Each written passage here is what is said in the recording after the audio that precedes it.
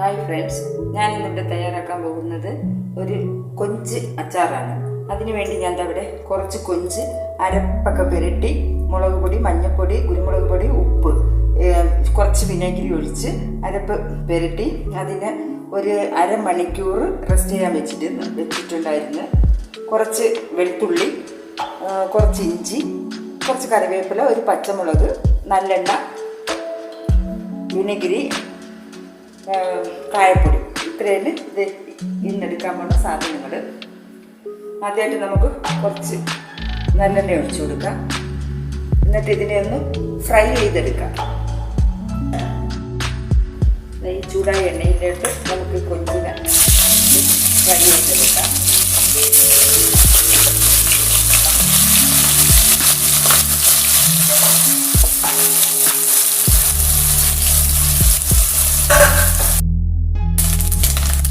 കൊഞ്ചെല്ലാം നല്ല ഫ്രൈ ആയിട്ടുണ്ട്. ഒരുപാട് ഫ്രൈ ആവണ്ട. ഇതിനെ നമുക്ക് ഒരു ബൗളിലോട്ട് മാറ്റാം. കൊഞ്ചെല്ലാം വറുത്ത് കോരി ഇനി നമുക്ക് ആ എണ്ണയിൽ തന്നെ നമുക്ക് കടുക് പൊട്ടിക്കാം. ചരത്തെല്ലാം കോരി എടുത്തിട്ടുണ്ട്.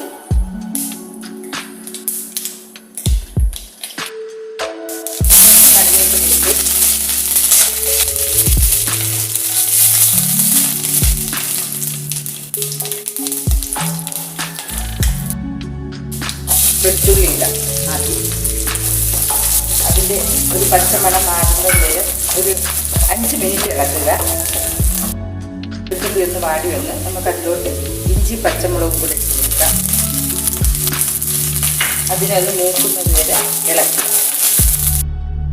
ഇഞ്ചിയും വെളുത്തുള്ളിയെല്ലാം മൂത്ത് വന്ന് ഇനി നമുക്ക് അതിലോട്ട് ഒരു 1.5 ടേബിൾ സ്പൂൺ മുളക് പൊടി, 1/2 ടീസ്പൂൺ മഞ്ഞൾപ്പൊടി, 1/2 ടീസ്പൂൺ കുരുമുളക് പൊടി ഇത് നമുക്ക് ഇട്ടുകൊടുത്ത്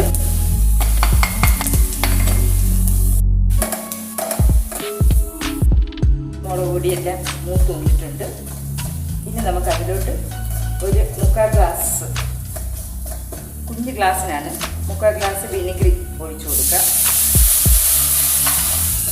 അതിലോട്ട് ആവശ്യത്തിന് ഉപ്പ് ഇട്ട് കൊടുക്കുക. കുറച്ച് കായപ്പൊടി,